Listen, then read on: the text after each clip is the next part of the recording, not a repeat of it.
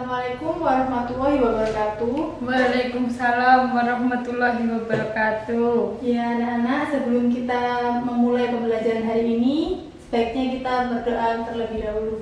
Ayo ketua kelasnya silakan dipimpin teman-temannya. Untuk mengawali pembelajaran hari ini, berdoa dimulai.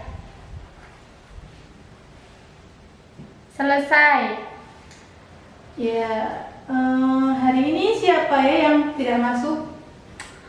Nggak ada, Bu. Tahu, belum di absen. Ya, saya absen dulu ya. Oke. Wah, ternyata benar tidak ada yang tidak masuk. Semangat sekali hari ini ya. Ya.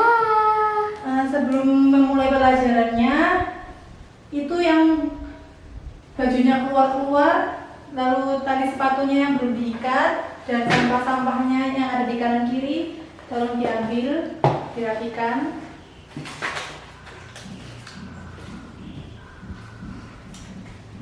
Ya, ada yang tahu kita hari ini yang mau belajar tentang apa? Tidak tahu, Bu. Ya, hari ini kita akan belajar tentang kelas maya. Apa itu kelas maya, Bu? Di sini ada yang sudah pernah mencoba ruang guru atau Kuiper? Sudah, Edmodo. Edmodo ya. Nah, Oke. itu apa? Contoh-contoh dari kelas maya. Coba kalian buka bab 3 halaman 43. Yang pertama, Ibu akan menjelaskan tentang kelas maya. Kelas maya adalah sistem pembelajaran online antara guru dengan peserta didik atau siswa yang dapat dilakukan di luar jam sekolah dan dapat dilakukan meski jaraknya jauh. Jadi, kelas maya ini mengatasi keterbatasan waktu dan ruang. Oh, seperti itu. Lalu, kegiatan di dalam kelas maya sendiri sama-sama seperti di kegiatan di kelas. Yang pertama, agak berbeda ya.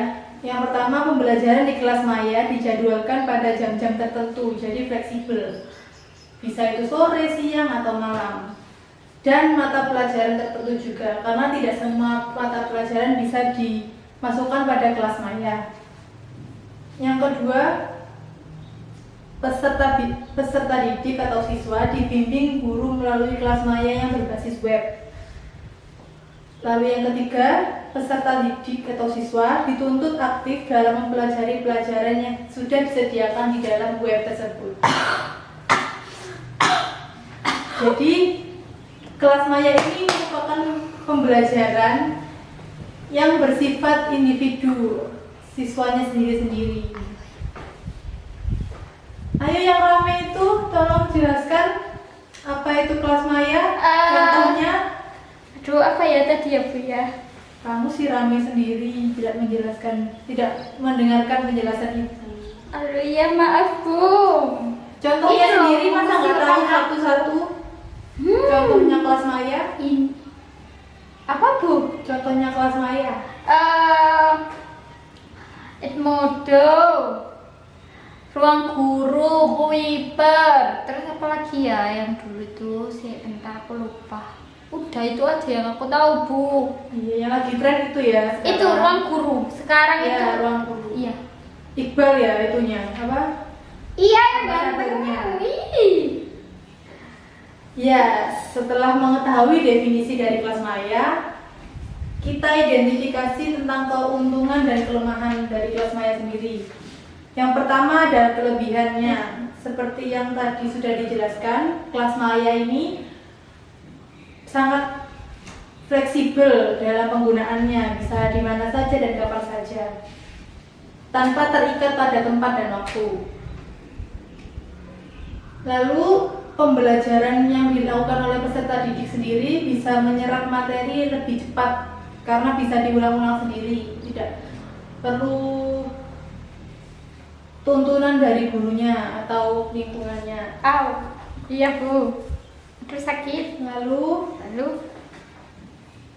kekurangannya dari kelas maya sendiri, kelas maya ini harus terkoneksi dengan internet. Jadi kalau tidak ada internet tidak bisa dikoneksikan karena berbasis web atau aplikasi. Lah kasihan dong Bu. Iya, harus mencari koneksi internet yang bagus ya kalau menggunakan kelas maya. Berarti kalau di pedalaman nggak bisa Bu? Iya, Bisa ya? nggak bisa. Duh kasihan dong. Atau bisa cari sinyal dulu kalau di pedalaman, pasti kan ada tempat-tempat tertentu agar sinyalnya baik. Kasihan rumahnya ya. Iya. Lalu kekurangan yang kedua, karena pembelajaran kelas maya ini bersifat individu, sehingga pembelajaran sosial antara siswa itu kurang. Jadi sosialisasi antar siswa itu kurang di kelas maya ini sendiri. Lalu itu tadi menggunakan harus spesifiknya harus koneksi internet yang harus cepat, karena kalau koneksinya tidak cepat tidak bisa menggunakannya. Itu kan bisa dibuat, itu kan bisa diaplikasikan di laptop sama HP kan itu ya? Iya, lewat HP bisa, lewat laptop bisa. Kalau biasanya kan anak-anak sekarang handphonenya ya sudah bagus-bagus, jadi bisa download aplikasi seperti Edmodo, Ruang Guru atau Quiver, jadi nggak membutuhkan laptop atau komputer lagi. Tapi kalau mau lewat laptop juga bisa, lebih enak gitu ya, mungkin besar.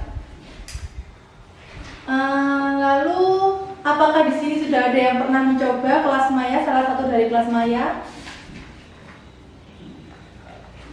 Udah dulu. Apa?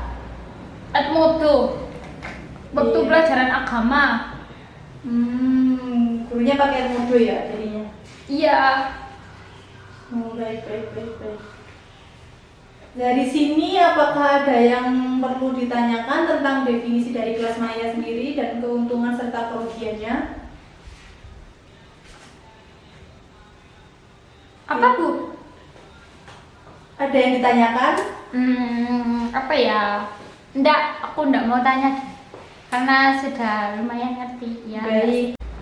Setelah itu ada manfaat dari kelas maya. Yang pertama, meningkatkan kemampuan peserta didik. Jadi dalam kelas maya ini bisa meningkatkan kemampuan kamu, siswa-siswa ini, untuk memahami materi sampai selesai. Karena materi tersebut bisa kamu ulang-ulang lagi. Jadinya lebih memahami materinya lebih mendalam gitu ya. Lalu yang kedua, setiap orang dapat mengaksesnya. Jadi tidak ada patokan umur atau siapapun bisa mengaksesnya kelas maya ini sendiri. Lalu yang ketiga ada bisa memungkinkan kamu untuk bertukar informasi. Di dalam fitur kelas maya sendiri ini bisa ada fiturnya, pasti ada kayak komen-komen, dan di situ kan bisa mengolah-olah informasi dari temannya atau mungkin bertanya dan menjawab. Lebih interaktif gitu ya. Tapi kalau koneksinya buruk Bu, gimana? Iya, itu yang menjadi masalah. Tapi kan di Surabaya kan koneksinya bagus-bagus juga sudah. Kalau di rumah gitu pasti paketan atau wifi, rumahnya yang ada wifi. Ya, sebelum dilakukan kelas maya ini sendiri juga harus mengetahui kamu bisa internetnya lancar atau tidak, seperti itu. Lalu manfaatnya yang lain, meminimalkan globalisasi. Penggunaan kertas, pohon-pohon untuk buku-buku bisa diminimalisir dengan kelas maya ini. Ya, seperti itu. Lalu Ibu akan membagi kalian dalam 5 sampai 6 orang satu kelompok ya. Tugasnya kalian langsung aja tugasnya di sini soalnya waktunya masih lama.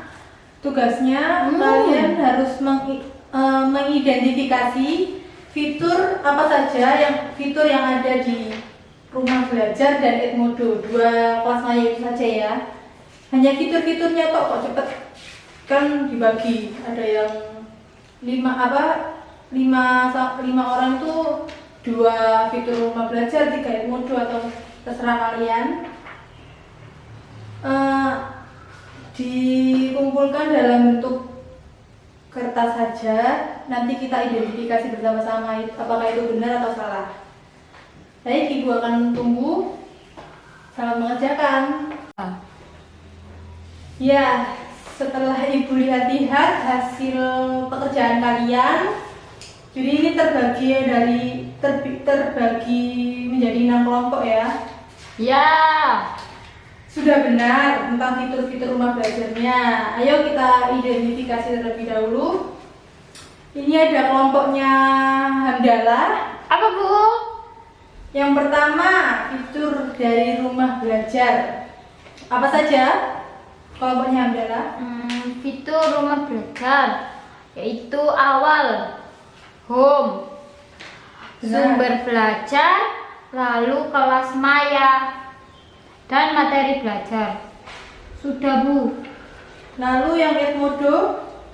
Enggak, Bu, kurang, Bu. Enggak benar, ya. Yang Edmodo ada 1 catatan atau not. Yang kedua pengumuman atau biasa disebut alert. Yang ketiga tugas assessment. Yang keempat kuis. Yang kelima yaitu jajak pendapat Atau polling. ya. Benar kelompoknya. Tepuk tangan dulu dong. Benar. Ya, jadi Ibu simpulkan ya, dari fitur rumah belajar dan Edmodo ini sepertinya ada banyak perbedaan yang signifikan. Yang pertama, rumah belajar sepertinya tampilannya lebih cocok untuk web, dan ini lebih banyak ada katalog dari buku-bukunya, sumber belajarnya, ada fitur dari sumber belajar yang memuat katalog-katalog media seperti gambar, dokumen, animasi atau video. Lalu ada materi belajarnya di sini, jadi terperinci materinya apa saja yang akan dipelajari. Lalu bedanya dengan Edmodo, kalau di Edmodo ini sepertinya hanya terbatas 1 kelas saja. Jadi satu kelas untuk 1 grup Edmodo. Jadi nggak terpisah Jadi ini terpisah-pisah, nggak gabung seperti di rumah belajar. Seperti itu. Lalu rumah belajar ini tampilannya web ya. Kalau yang Edmodo ini aplikasi, tapi keduanya bisa diakses di laptop atau handphone. Jadi lebih memudahkan kalian mau milih yang mana terserah. Tapi kalau biasanya kalau guru-guru atau pasti biasanya pakai Edmodo karena lebih spesifik, 1 kelas, 1 grup untuk 1 kelas. Seperti itu. Lalu ada jejak pendapat, jadi gurunya itu tahu gimana perasaanmu atau pendapat-pendapatmu tentang materi yang ada tuh. Terus untuk pembagian tugasnya juga ada 2 tipe, ada tugas. Biasanya tugas yang assignment ini dokumen, lalu kalian download, lalu dijawab, lalu diupload kembali. Lalu yang berbeda dengan yang kuis, biasanya hanya uraian singkat, multiple choice atau pilihan ganda. Dan fitur dari kuis ini ada waktunya sendiri, jadi beda dengan tugas ini. Biasanya kuis itu waktunya 1 jam atau 2 jam untuk mengerjakan tugas saja, jadi harus pada saat itu juga. Kalau tugas kan di-download dulu terus sampai batas waktu, pokoknya nggak sampai batas waktu kalian upload. Ya.